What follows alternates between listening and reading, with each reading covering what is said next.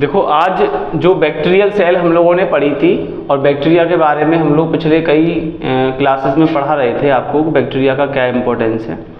तो आज जो हम पढ़ने वाले हैं वो बैक्टीरिया के इम्पोर्टेंस के बारे में पढ़ेंगे कि बैक्टीरिया को हम लोग कहाँ कहाँ यूज़ करते हैं।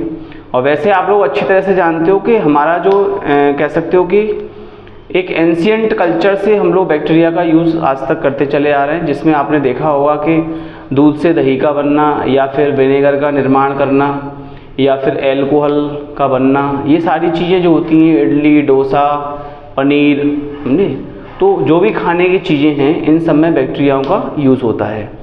इसके अलावा आपने देखा होगा जैसे आजकल सीवेज ट्रीटमेंट प्लांट हम लोग इस्तेमाल कर रहे हैं नदियों को पॉल्यूटेड होने से बचाने के लिए, तो उसमें भी हम लोग बैक्टीरियाओं को यूज़ करते हैं, जिसमें एरोबिक और एनारोबिक दोनों तरह के बैक्टीरियाओं का प्रयोग किया जाता है। तो आज जो हम डिस्कस करने वाले हैं वो बहुत ज़्यादा इम्पोर्टेंट टॉपिक रहेगा हमारा, जिसमें हम लोग बैक्टीरिया के इम्पोर्टेंस के बारे में आपको बताएंगे। जो मेन कंटेंट्स है मैं केवल वही बताऊंगा, बाकी तो जब हमारे चैप्टर्स आते जाएंगे तो आप लोग अपना इजीली समझते चले जाइएगा कि कहाँ कहाँ, जैसे अगर हम लोग सीवेज ट्रीटमेंट प्लांट की बात करें या एनवायरमेंटल साइंस की बात करें, तो एनवायरमेंटल साइंस में बहुत सारे जो कंट्री हैं वो अर्थ को पॉल्यूटेड फ्री करने के लिए बैक्टीरियल स्प्रे कर रहे हैं, जहाँ पे बैक्टीरियाओं को वो कल्चर करते हैं आर्टिफिशियली, उसके बाद उसकी स्प्रे जो है वो जो केमिकल सब्सटेंसेस होते हैं उनके ऊपर की जाती है। समझिए, अब उसके बाद क्या होता है, वो केमिकल सब्सटेंस को डिकम्पोज कर देते हैं और उसमें से जो टॉक्सिक वेस्ट निकलता है वो उसको भी डिकम्पोज कर देते हैं, जिससे कि पॉल्यूशन जो होता है वो कम हो जाता है।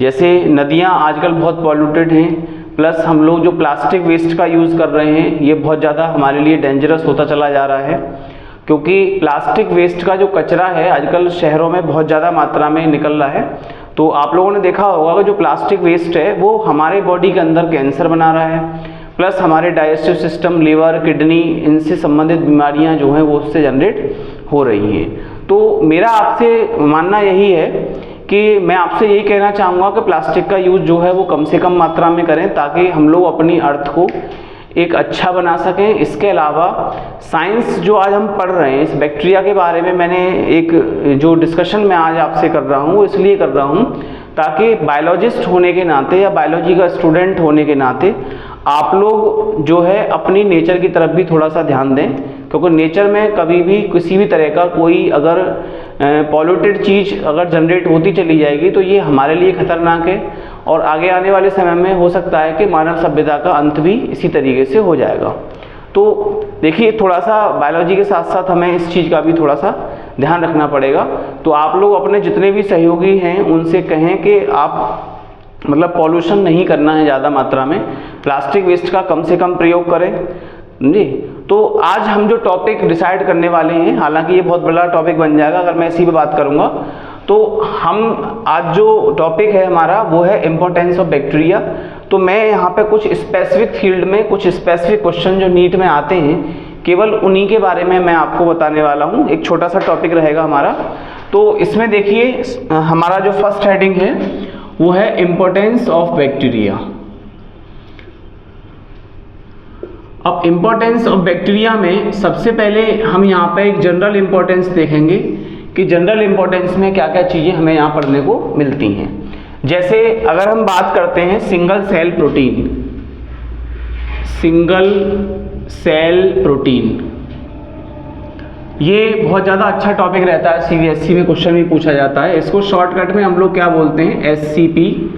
और मैंने आपको एग्जाम्पल भी दिया था स्पाइरुलिना। स्पाइरुलिना जो है ये एक साइनोबैक्टीरिया होता है जिसका यूज हम लोग सिंगल सेल प्रोटीन के रूप में करते हैं। इसके अलावा अगर स्पाइरुलिना के अलावा अगर आपको सिंगल सेल प्रोटीन जनरेट करना है तो यहाँ पे किस बैक्टीरिया की आपको हेल्प लेनी होगी, तो उसके लिए हमने यहाँ पे जो बैक्टीरिया लिया है उसका नाम है मिथाइलो जी। यहाँ पे जो बैक्टीरिया हम लोग ले रहे हैं मिथाइलोट्रॉफिक बैक्टीरिया है, मिथाइलोट्रॉफिक बैक्टीरिया। इसका हम लोग यूज करते हैं सिंगल सेल प्रोटीन को बनाने में। क्लियर? अब ये जो सिंगल सेल प्रोटीन है ये बहुत ज़्यादा पावरफुल एंटीऑक्सीडेंट भी होता है, एंटीऑक्सीडेंट, ये चीज़ आप ध्यान रखिएगा, क्योंकि हमारी बॉडी के अंदर जो सेल्स होती हैं ये वहाँ पे एज ए एंटीऑक्सीडेंट काम करता है और हमें कैंसर जैसी भयंकर बीमारियों से बचाता है। प्लस जो डायबिटिक पेशेंट होते हैं जिनको डायबिटीज़ है तो उसको भी हम लोग सिंगल सेल प्रोटीन का यूज़ करा सकते हैं। ये बहुत ज़्यादा हाईली न्यूट्रिशियस होता है, जिससे कि बॉडी के अंदर नई नई जो सेल्स बनती हैं उनकी जो ग्रो रेट होती है बहुत फास्ट हो जाती है और जो नई सेल का जो रीजनरेशन होता है वो भी फास्ट हो जाता है। प्लस बॉडी के अंदर जो टॉक्सिक सब्सटेंसेस जो डिपॉजिट होते हैं ये उनको वहाँ से रिमूव कर देता है। क्लियर। अब इसके अलावा देखिए, अगर हम मिल्क प्रोडक्ट की बात करें तो आप लोग जानते हो बटर एंड मिल्क बटर, ये आप लोगों ने देखा होगा, बटर और मिल्क बटर, ये दो चीज़ें यहाँ से बनाई जाती हैं। अब इसके लिए हम देखेंगे कि हमारा कौन सा बैक्टीरिया है जो हेल्पफुल होता है बटर और मिल्क बटर बनाने के लिए।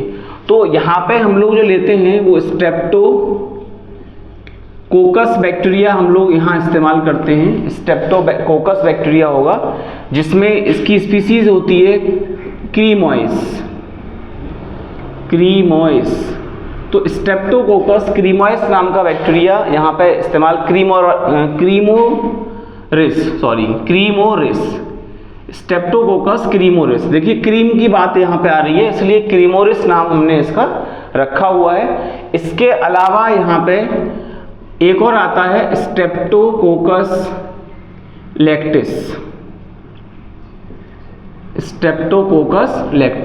तो ये दो बैक्टीरिया हैं, एक क्रीमोरिस और दूसरा लैक्टिस, जिसका उपयोग जो है बटर और बटर मिल्क बनाने में किया जाता है। अब देखिए, आपने देखा होगा बटर के अंदर थोड़ा जो खट्टापन होता है वो स्ट्रेप्टोकोकस लैक्टिस की वजह से होता है, क्योंकि ये लैक्टिक एसिड भी थोड़ी सी मात्रा में जनरेट करता है, जिससे ये बटर को थोड़ा सा खट्टा बना देता है, स्वादिष्ट बना देता है और उसके अंदर एक फ्लेवर भी जनरेट कर देता है। इसके अलावा एक और मिल्क प्रोडक्ट होता है जिसको योगर्ट बोलते हैं हम लोग। तो योगर्ट जो है इसको भी हम लोग किससे बनाते हैं? From milk. इसको दूध से बनाया जाता है। अब इसके लिए कौन सा बैक्टीरिया रेस्पॉन्सिबल है, ये चीज़ आपको नोट कर लेनी है। तो यहाँ पे जो बैक्टीरिया हम लोग इस्तेमाल करते हैं वो लैक्टोबैसिलस बल्गैरिकस होता है और स्ट्रेप्टोकोकस थर्मोफिलस होता है। तो पहला है लैक्टोबैसिलस, ये बैसिलस कैटेगरी का बैक्टीरिया है। बल्गैरिकस एक तो बैक्टीरिया आपका ये होगा। दूसरा जो बैक्टीरिया होता है वो होता है यहाँ पे स्ट्रेप्टोकोकस थर्मोफिलस।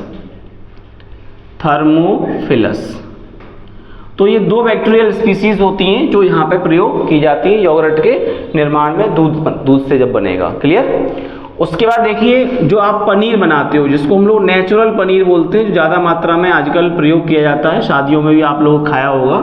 तो जो नेचुरल पनीर है उस नेचुरल पनीर के लिए यहाँ पे कौन सा बैक्टीरिया हमें इस्तेमाल करना होता है, तो उसके लिए यहाँ पे स्ट्रेप्टोकोकस और लैक्टोबैसिलस इन दोनों की स्पीसीज का प्रयोग किया जाता है। तो एक तो होगा आपका लैक्टोबैसिलस बैक्टीरिया और दूसरा जो होगा वो होगा स्ट्रेप्टोकोकस बैक्टीरिया। इन दोनों की जो स्पीसीज है वो यहाँ पे इस्तेमाल की जाती है, क्या? नेचुरल पनीर बनाने के लिए। अब इसके बाद देखो, पनीर की कैटेगरी में थोड़ा और आगे बढ़ते हैं तो एक पनीर और होता है जिसको स्विस पनीर बोलते हैं, स्विस चीज। अब इस पनीर की पहचान क्या है? इसके अंदर पोर पाए जाते हैं, मतलब ये छिद्र युक्त होता है। अब वो पोर कैसे जनरेट होते हैं या कौन कौन से बैक्टीरिया हैं जो इस पनीर को बनाने में हमारी हेल्प करते हैं, तो ये कई बार क्वेश्चन नीट में पूछा गया है कि स्विस चीज जो है इसके लिए कौन सा बैक्टीरिया रेस्पॉन्सिबल होता है या कौन से बैक्टीरिया की सहायता से इसको बनाया जाता है। तो इसके लिए बैक्टीरिया है प्रोपियोनी, ये ध्यान रखना, प्रोपियोनी बैक्टीरियम। इसका पूरा नाम होता है प्रोपियोनी बैक्टीरियम, क्योंकि इसमें प्रोपियोनिक एसिड बनता है। समझे? स्विस चीज में कौन सा एसिड पाया जाता है? Propionic acid. क्लियर। तो इसलिए हमने बैक्टीरिया का नाम क्या रखा? Propioni bacterium. क्लियर। अब यहाँ पे इसमें इसकी स्पीसीज कौन सी होती है? तो स्पीसीज होती है शर्मेनाई। प्रोपियोनी बैक्टीरियम शर्मेनाई इसकी स्पीसीज होती है।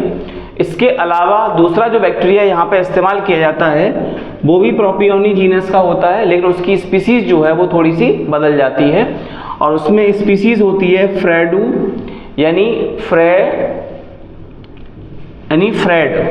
FREUD, समझे, फ्रेड। उसके बाद N लगाना है, EN लगाना है, इसको याद करना है, थोड़ा सा टफ पड़ता है। उसके बाद RCHII, समझिए। तो आप देखो इसका नाम हम कैसे पढ़ेंगे, फ्रेडन इरिची, क्लियर। तो अगर आपको ना ध्यान रहे तो थोड़ा सा माइंड में ध्यान रखना है कि इन दोनों बैक्टीरियाओं का जो प्रयोग है वो स्विस चीज बनाने में किया जाता है जिसके अंदर प्रोपियोनिक एसिड पाया जाता है। अब इसके अलावा आपने देखा होगा हम लोग बहुत ज़्यादा मात्रा में हमारे इंडिया में एल्कोहल का यूज़ होता है। तो जो एल्कोहल होता है ये किससे बनता है, शुगर से। किससे बनता है, शुगर यानी कार्बोहाइड्रेट, जिसको मोलेसिस भी बोल देते हैं, स्टार्च से भी बन जाता है। तो शुगर जो है इसको जब हम लोग फर्मेंट करेंगे, समझे, तो यहाँ पे क्या होगा, शुगर का जब फर्मेंटेशन होगा, ये फर्मेंटेशन प्रोसेस से बनने वाला प्रोडक्ट है, तो ये किस में कन्वर्ट हो जाएगा, एल्कोहल में। अब इसके लिए हमें कौन सा बैक्टीरिया यहाँ पे इस्तेमाल करना होता है, तो वो होता है सैकेरोमाइसीस सेरेवेसी। तो सैकेरोमाइसीस सेरेवेसी नाम का जो बैक्टीरिया है वो हम लोग यहाँ पे इस्तेमाल कर देते हैं, क्लियर। अब इसके अलावा यहाँ पे और क्या चीज प्रोडक्ट हम लोग बना सकते हैं। अब जैसे मान चलिए आपके पास एल्कोहल बन गया जी, अब एल्कोहल को आपको कन्वर्ट करना है किसमें, विनेगर में। यानी एल्कोहल को आप विनेगर में कन्वर्ट करना चाह रहे हैं, जिस विनेगर को हिंदी में कहा जाता है सिरका। तो इसके लिए कौन सा बैक्टीरिया रिस्पॉन्सिबल है, तो यहाँ पे हम जो बैक्टीरिया यूज करते हैं उसका नाम होता है एसिटोबैक्टर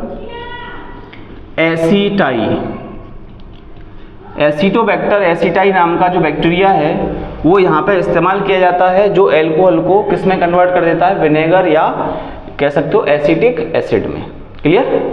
अब इसके अलावा और कौन से ऐसे प्रोडक्ट होते हैं जो हमें ज़रूरत होती है, एक होता है विटामिन B12। विटामिन B12 का साइनोकोबालामीन इसका रासायनिक नाम है, साइनोकोबालामाइन। अब देखिए इस पर भी कहीं भी क्वेश्चन पूछा जाता है। विटामिन B12 ये बहुत ज़्यादा हमारे लिए हेल्पफुल होता है डाइजेशन पर्पस से, और इससे इसकी कमी से जो डाइजेस्टिव सिस्टम में कुछ डिसऑर्डर्स क्रिएट हो जाते हैं। तो साइनोकोबालामीन ये एक ऐसा विटामिन होता है जिसमें कोबाल्ट जो है एज ए मेटल के रूप में पाया जाता है, इसलिए इसका नाम रखा गया साइनोकोबालामाइन।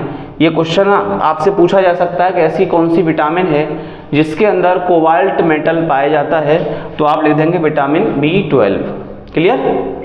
अब जो विटामिन B12 है ये किस बैक्टीरिया के द्वारा बनेगी, तो इसके लिए जो बैक्टीरिया यूज किया जाता है उसका नाम होता है स्ट्रेप्टोमाइसीस स्पीसीज।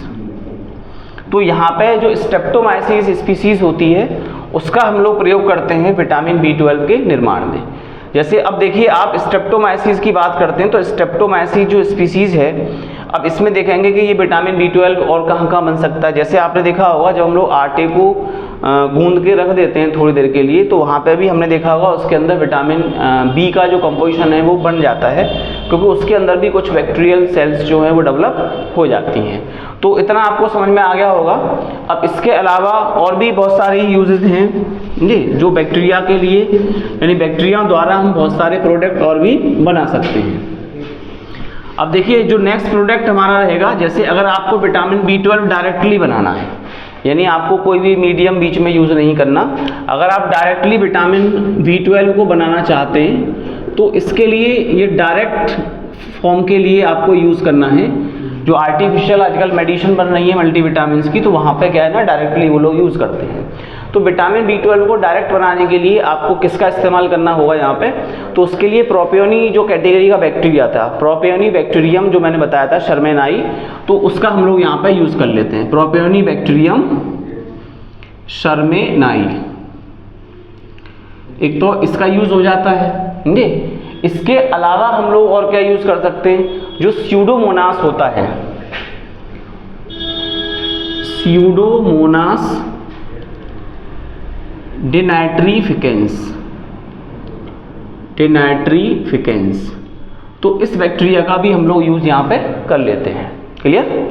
अब इसके अलावा मान के चलिए कि हमें कुछ और विटामिन बनानी है, तो जैसे विटामिन B12 बी है, विटामिन बी एंड विटामिन के, समझिए ये क्वेश्चन कई बार पूछा गया है। विटामिन बी और विटामिन के अगर आपको इसे बनाना है, क्योंकि ये हमारी बॉडी के अंदर भी बनती हैं, तो हमारी बॉडी के अंदर ऐसा कौन सा बैक्टीरिया है जो इनको बनाएगा, तो उस बैक्टीरिया का नाम रखा गया ई कोलाई, इश्चरिया कोलाई हम इसको बोल देते हैं। और ये ह्यूमन इंटेस्टाइन के कोलोनिक रीजन में एज ए सिम्बायोटिक बैक्टीरिया के रूप में पाया जाता है। क्लियर।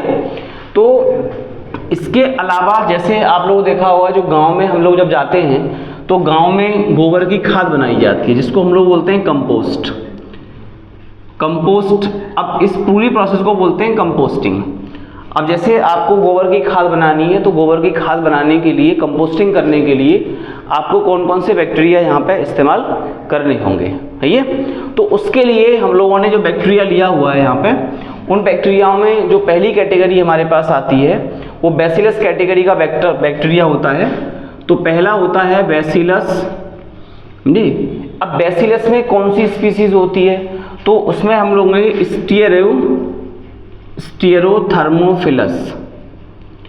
थर्मोफिलस।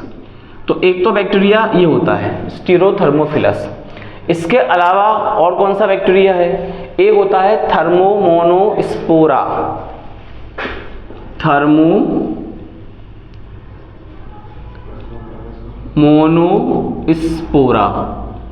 एक ये स्पीसीज होती है थर्मोमोनोस्पोरा, जिसका इस्तेमाल यहाँ पे किया जाता है। दूसरा होता है थर्मोएक्टिनोमाइसिस। एक थर्मोएक्टिनोमाइसिस जो स्पीसीज होती है, हम उसका भी यहाँ पे यूज़ कर देते हैं।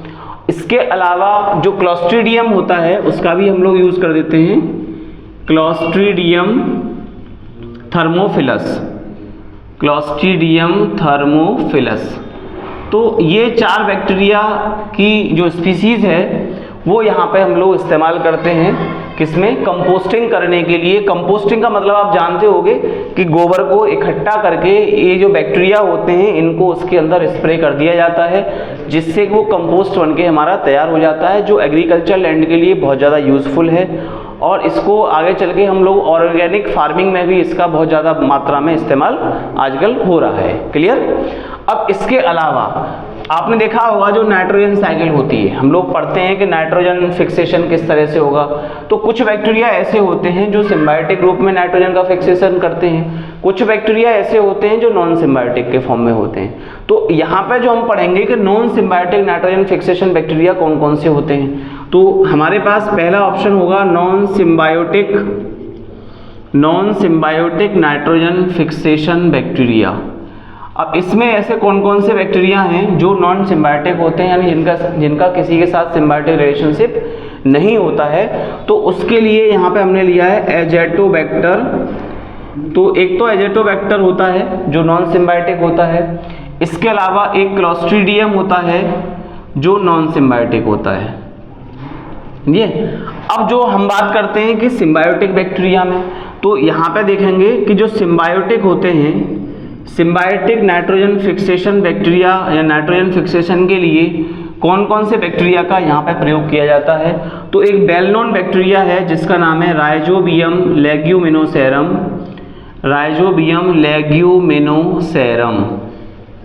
तो ये जो बैक्टीरिया है, ये आपने देखा होगा, इसका नाम भी सुना होगा, राइजोबियम लेग्यूमिनोसेरम जो बैक्टीरिया है, ये लेग्यूमिनस जो प्लांट्स होते हैं उनके अंदर, उनकी रूट्स के अंदर पाया जाता है। अब इसके अलावा अगर आप देखेंगे कि इस बैक्टीरिया की कैसी कैटेगरी है, तो देखिए ये बैक्टीरिया जो है वो एरोबिक होता है। ये क्वेश्चन कई बार पूछा गया है। एरोबिक होता है प्लस ग्राम नेगेटिव होता है। समझिए, ये ग्राम नेगेटिव का मतलब मैंने आपको पहले बता चुका हूँ, नेगेटिव स्टेनिंग जो हम ग्राम स्टेनिंग करते हैं उसके लिए। तो ये ग्राम नेगेटिव होता है प्लस बैसिलस कैटेगरी का बैक्टीरिया होता है, यानी इसकी जो आकृति होती है वो रॉड शेप्ड होती है। क्लियर। तो इस चीज़ को आपको थोड़ा सा ध्यान रखना है जी। अब इसमें नॉन सिम्बायोटिक के अलावा अब हम देखेंगे कि जैसे यहाँ लेग्यूमिनोसेरम हमने स्पीसीज की बात की है केवल, तो ये तो केवल जो लेग्यूमिनस प्लांट होते हैं, जो फलीदार पौधे होते हैं, जैसे मटर का पौधा है, तो ये केवल उसकी जड़ में मिलेगा। इसके अलावा इसकी और कौन कौन सी स्पीसीज होती हैं, कितने पौधों में ये पाया जाता है, तो हम सबसे पहले इसको थोड़ा यहाँ देख लेते हैं। राइजोबियम लेग्यूमिनोसेरम, ये जो बैक्टीरिया है ये आपको मिलेगा केवल किसके अंदर, पी के अंदर, यानी मटर के पौधों के अंदर मिलेगा, उसकी जड़ों में पाया जाएगा। इसके अलावा राइजोबियम की जो दूसरी स्पीसीज होती है, समझे, वो कौन सी होती है, राइजोबियम मेलिट्री। ये जो स्पीसीज होती है ये किसके अंदर पाई जाती है, तो ये पाई जाती है ल्यूसीन के अंदर, इन पौधों की अंदर पाया जाएगा। इसके अलावा अगर हम देखेंगे राइजोबियम ट्रिटी, यानी राइजोबियम ट्राइफोलाई, तो ट्राइफोलाई जो स्पीसीज होगी ये आपकी पाई जाएगी क्लोवर के अंदर, जो क्लोवर के पौधे होते हैं उसकी जड़ों में ये पाया जाता है।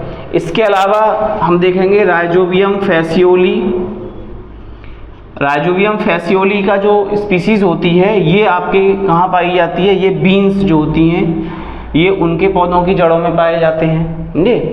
अब जो ल्यूपिनी होती है, राइजोबियम लुपिनी, तो ये जो स्पीसीज होगी राइजोबियम की वो किसके पौधे में मिलेगी, तो वो मिलेगी आपको ल्यूपिन के पौधे में। अब इसके अलावा और कितने पौधे हैं, जैसे सोयाबीन का पौधा है, तो सोयाबीन के पौधे के अंदर भी कुछ स्पीसीज पाई जाती हैं, तो उसको हमने क्या रखा है, उसका नाम होता है ब्रैडी राइजोबियम, ब्रैडी राइजोबियम जी, ये इसका मतलब स्टार्टिंग हमने नाम रखा। इसके बाद इसका पीछे जो स्पीसीज होती है ये जैपोनिकम होती है, जैपोनिकम, समझी, और ये पाई जाती है किसके अंदर, सोयाबीन के अंदर, समझी। तो जो सोयाबीन के पौधे होते हैं वो भी नाइट्रोजन को फिक्स करने का काम करते हैं। अब देखिए ये सारी चीज़ें जब हम अपने खेतों में उगाते हैं तो एक क्रॉप रोटेशन होता है। अगर आपकी मिट्टी के अंदर नाइट्रोजन की क्वांटिटी कम हो गई है तो आप क्रॉप रोटेशन में इन सारे पौधों की खेती कर सकते हैं, जिससे कि क्या होगा, मिट्टी के अंदर जो नाइट्रोजन की सप्लाई है वो प्रॉपर तरीके से हो जाएगी due to the presence of such type of nitrogen fixation bacteria. Okay, अब इसके अलावा आप ये देखेंगे कि एक क्वेश्चन कभी कभी हमारे दिमाग में आता है कि राइजोबियम के अंदर ऐसी क्या चीज़ है जो नाइट्रोजन को फिक्स करती है जी। तो जब वैज्ञानिकों ने इसका अध्ययन किया तो उनको पता चला कि जो राइजोबियम बैक्टीरिया होता है इसके अंदर 3 टाइप्स ऑफ जीन्स जो हैं वो पाई जाती हैं। तो देखिए राइजोबियम जो बैक्टीरियम है हमारे पास, इसको आप नोट कर लेंगे, इसके अंदर 3 तरह की जीन आपको देखने को मिलेंगी। पहली जीन होती है NIF जीन, दूसरी होती है NOD जीन, समझे, और तीसरी जो जीन है वो होती है आपकी FIX फिक्स जीन। अब इन तीनों जीन का अलग अलग वर्क होता है।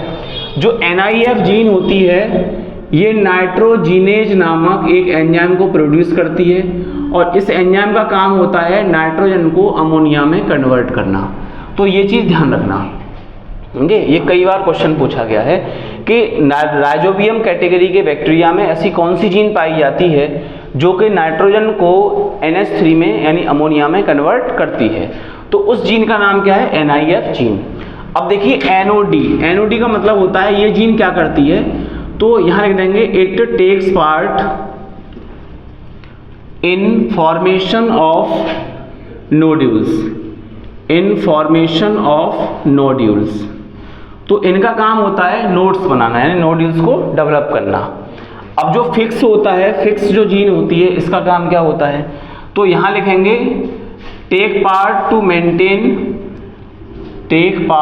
टू मेंटेन नाइट्रोजन फिक्सेशन, तो इसका जो काम है वो क्या है, जो नाइट्रोजन का फिक्सेशन हो रखा है उसको मेंटेन कर लेना। क्लियर? तो ये तीनों जीन का अपना अलग अलग इंपॉर्टेंस है, ये सारी चीज़ें आपको नोट कर लेनी है। अब इसके अलावा क्या होता है, देखिए अगर हम और देखेंगे तो यहाँ से क्या है, जैसे इसका मेडिकल लाइन में भी बहुत सारा यूज है इन बैक्टीरियाओं का, तो हम ये देखेंगे कि जो एंटीबायोटिक मेडिसिन्स होती हैं वो किस प्रकार से बनती हैं। तो हालांकि पहले जो एंशिएंट कल्चर की बात करें तो एंशिएंट कल्चर में कोई जानता भी नहीं था कि एंटीबायोटिक मेडिसिन क्या होती हैं। लेकिन जैसे जैसे हमारी जो सभ्यता है वो धीरे धीरे मॉडर्न होती चली गई, उसका धीरे धीरे डेवलपमेंट होता चला गया, तो आज जो बीमारियां हैं वो बहुत ज़्यादा मात्रा में हो रही हैं ड्यू टू द, कह सकते हो कि use of plastic waste and कह सकते हो due to the increase in the pollution. Clear? तो अगर हम इस चीज़ को देखेंगे थोड़ा सा, तो जो बैक्टीरिया है, बैक्टीरिया मैंने आपको बताया था ये दो तरह के बैक्टीरिया होते हैं, एक पैथोजेनिक होते हैं जिनसे बीमारियां पैदा होती हैं, और एक हमारे लिए यूज़फुल बैक्टीरिया होते हैं। तो जो पैथोजेनिक बैक्टीरिया जब कोई बीमारी को जनरेट करता है, समझे, तो उसका जो ट्रीटमेंट है वो यूज़फुल बैक्टीरिया द्वारा डेवलप किए गए एक एक्सट्रैक्ट से किया जाता है, जिसको हम लोग एंटीबायोटिक मेडिसिन बोलते हैं। इनका काम होता है कि जो पैथोजेनिक बैक्टीरिया है उसकी ग्रोथ को रोकना, उसको इनएक्टिव बना देना, ताकि वो आगे चल के और ज़्यादा कह सकते हो खतरनाक जो बीमारी है उसको जनरेट ना कर पाए। जी, तो एंटीबायोटिक मेडिसिन जो हैं यहाँ पे हम पढ़ेंगे ऐसी कौन कौन सी मेडिसिन है, ऐसे कौन कौन से बैक्टीरिया हैं, समझे, जहाँ पे इसको हम लोग जनरेट करते हैं। तो सबसे पहले आपको यहाँ से क्या करना पड़ेगा, नेम ऑफ एंटीबायोटिक मेडिसिन लिखना पड़ेगा। नेम ऑफ एंटीबायोटिक मेडिसिन, ये नाम आपको लिखना है। उसके बाद जो स्पीसीज है यानी जो बैक्टीरियल नेम है वो लिखना है, कौन सा बैक्टीरिया है जो ये जनरेट करता है। और इसके अलावा आपको ये देखना है कि बैक्टीरिया जो है वो उसके अंदर स्टेनिंग कैसे हो रखी है, यानी ग्राम पॉजिटिव स्टेनिंग वाला है या ग्राम नेगेटिव स्टेनिंग वाला है। इसके अलावा जो चौथा हमारा कॉलम रहेगा उसमें आपको ये लिखना है कि ये जो एंटीबायोटिक मेडिसिन है वो नैरो स्पेक्ट्रम वाली है या ब्रॉड स्पेक्ट्रम वाली है। जी, क्योंकि ये क्वेश्चन कई बार पूछा गया है कि नैरो स्पेक्ट्रम और ब्रॉड स्पेक्ट्रम में कौन कौन सी एंटीबायोटिक मेडिसिन को रखा गया है। सही है? तो सबसे पहले हमारी जो पहला जो बैक्टीरिया आएगा उसका नाम, सॉरी, पहली जो एंटीबायोटिक मेडिसिन है उसका नाम है एम्फोटेरिसिन, यानी इसका नाम क्या है, एम्फोटेरिसिन, एम्फोटेरिसिन बी। अब देखो नाम के पीछे मैंने बी लिख रखा है, बी का मतलब यहाँ पे होता है कि ये जो है वो बैसिलस की जो बैक्टीरिया होता है उसके ऊपर जब स्ट्रेप्टोकोकस बैक्टीरिया का हम लोग कल्चर करते हैं तब ये जनरेट होता है। तो यहाँ पे जो लिया गया है वो स्ट्रेप्टोमाइसिस जो हमारे पास कह सकते हो बैक्टीरिया है उसको हम लोग यहाँ पे यूज़ करेंगे। तो स्ट्रेप्टोमाइसिस जैसे ग्रेसियस आता है या स्ट्रेप्टोमाइसिस फ्रॉडी आता है या स्ट्रेप्टोमाइसिस नेवियस आता है, तो ये सारी चीज़ों को हमें यहाँ पे इस्तेमाल करना है। क्लियर? तो स्ट्रेप्टोमाइसिस में देखेंगे ऐसी कौन सी है जिसको हमें यहाँ पे इस्तेमाल करना है। तो इसके लिए यहाँ पे जो स्पीसीज़ है वो स्ट्रेप्टोमाइसिस में लिया जाता है आपका नोडोसस। नोडोसस ये बैक्टीरिया होता है जिसको हम लोग यहाँ पे इस्तेमाल करते हैं। समझे? अब ये जो बैक्टीरिया है इसकी जो स्टेनिंग होती है वो किस प्रकार से होती है, तो ये ग्राम नेगेटिव बैक्टीरिया माना जाता है। समझे?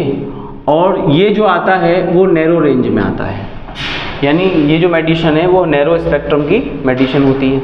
अब दूसरी जो है वो है वेसीट्रेसिन। वेसीट्रेसिन, अब वेसीट्रेसिन जो मेडिसिन होती है एंटीबायोटिक में, ये कौन सा बैक्टीरिया है जो इसको जनरेट करेगा, तो उसके लिए यहाँ पे बैसिलस कैटेगरी का बैक्टीरिया जो है वो लिया जाता है। और बैसिलस कैटेगरी में यहाँ जो बैक्टीरिया है उसका स्पीसीज होती है लाइकेनिफिकेंस। ये जो लिया है लाइकेनिफॉर्मिस, तो बैसिलस लाइकेनिफॉर्मिस नाम का जो बैक्टीरिया है वो यहाँ पे इस्तेमाल किया जाता है। और ये जो बैक्टीरिया है ये ग्राम पॉजिटिव होता है, तो यहाँ ग्राम पॉजिटिव आप लिख के चलेंगे। प्लस ये जो एंटीबायोटिक मेडिसिन है वो कैसी होती है, नैरो स्पेक्ट्रम एंटीबायोटिक होती है। अब इसके अलावा हमें कौन सा लेना है, तो जैसे कार्बोमाइसिन हो गया, नेक्स्ट आता है कार्बामाइसिन। तो जो कार्बामाइसिन होती है इसमें हम लोग स्टेप्टो की जो स्ट्रेप्टोकोकस या स्ट्रेप्टोमाइसिस जो कैटेगरी के होते हैं हम केवल उसी का इस्तेमाल करते हैं। तो यहाँ पे हम शॉर्ट लिख के चलेंगे, स्ट्रेप्टोकोकस हमें यहाँ लेना है कार्बामाइसिन के लिए। इसमें जो हमें लेना है वो हेलिस्टेन, यानी स्पीसीज कौन सी होनी चाहिए वो ध्यान रखना है। तो स्पीसीज होगी हेलिस्टेडी, हेलिस्टेडी ये हमें यहाँ पे लेना है। और ये हेलिस्टेडी वाला जो है वो कैसा है, ग्राम पॉजिटिव है या नेगेटिव है, तो यहाँ पे ग्राम पॉजिटिव होता है ये। प्लस ये जो एंटीबायोटिक मेडिसिन है इसका हम लोग यूज़ कहाँ पे कर सकते हैं, तो that is broad antibiotic medicine, यानी ब्रॉड स्पेक्ट्रम की होती है। अब इसके अलावा ऐसी बहुत सारी मेन होती हैं, लेकिन मैं आपको यहाँ पर केवल मेन बताऊंगा। कार्बामाइसिन हो गया आपका, इसके अलावा ओरोमाइसिन हो जाएगा, ओरियोमाइसिन। अब जो ओरियोमाइसिन होती है इसके लिए भी हम लोग एस कैटेगरी का बैक्टीरिया ही यूज़ करते हैं, जिसमें हम लोग लेंगे ओरियो कैटेगरी में आएगा ओरियोफेसियंस जी। अब इसमें देखेंगे तो ये पॉजिटिव और नेगेटिव दोनों तरह की स्टेनिंग लेगा। प्लस इसके अलावा ये क्या है, एक ब्रॉड स्पेक्ट्रम एंटीबायोटिक में यूज़ होगा। क्लियर। अब इसके अलावा बहुत सारी एंटीबायोटिक है, जैसे क्लोरामफेनिकॉल है, क्लोरामफेनिकॉल जी। अब ये जो एंटीबायोटिक मेडिसिन होती है क्लोरामफेनिकॉल, ये भी एस कैटेगरी में आती है। अब इसमें हम किस बैक्टीरिया का यूज करते हैं, वेनेजुएलाई। तो वेनेजुएली इसका यूज यहाँ पे होगा। ये भी पॉजिटिव नेगेटिव दोनों तरह की स्टेनिंग रिप्रेजेंट करता है, प्लस ब्रॉड स्पेक्ट्रम एंटीबायोटिक में इसकी काउंटिंग जो है वो की जाती है जी। अब इसके अलावा कैनामाइसिन है, नियोमाइसिन है, नोवोबायोसिन है, प्लस पॉलीमिक्सिन है, स्ट्रेप्टोमाइसिस है जी, यानी स्ट्रेप्टोमाइसिन जिसको हम लोग बोलते हैं। तो इनमें मोस्टली क्या है, ज़्यादातर हमें एस कैटेगरी के जो बैक्टीरिया हैं उन्हीं का यहाँ पे इस्तेमाल किया जाता है। अब इसमें जैसे हम लोग स्ट्रेप्टोमाइसिन की बात करते हैं, तो स्ट्रेप्टोमाइसिन जो होती है इसमें भी स्ट्रेप्टो कैटेगरी का बैक्टीरिया होता है, और वो ग्रेसियस की स्पीसीज होती है, ग्रेसियस नहीं, इसका इस्तेमाल यहाँ पे होता है। अब ये भी कैसा है, पॉजिटिव होता है और ब्रॉड स्पेक्ट्रम एंटीबायोटिक होता है। इसके अलावा पॉलीमाइसिन होती है, पॉलीमाइसिन। अब पॉलीमाइसिन में ज़्यादातर तो देखो इसी का पूछा जाता है, स्ट्रेप्टोमाइसिन मेडिसिन के बारे में, प्लस क्लोरामफेनिकॉल की पूछा जाता है किससे बनता है, क्योंकि ये जो क्वेश्चंस आते हैं, अब जैसे इसको जनरली हम लोग लिख ही सकते हैं कि यहाँ पे ओरो आ रहा है तो यहाँ पे भी ओरो लग जाएगा समझी। जहाँ पे आपको थोड़ा सा डिफरेंट नाम नज़र आ रहा है केवल वो आपको याद कर लेना है। तो पॉलीमाइसिन जो होती है, पॉलीमाइसिन में यहाँ पॉलीमिक्सा नाम का जो बैसिलस कैटेगरी का जो बैक्टीरिया होता है वो इस्तेमाल करना होता है, तो पॉलीमिक्सा ये यहाँ पे हमें लेना होगा। अब ये जो होगा वो ग्राम नेगेटिव होगा, और ये एंटीबायोटिक जो होगी वो ब्रॉड स्पेक्ट्रम की होगी। क्लियर।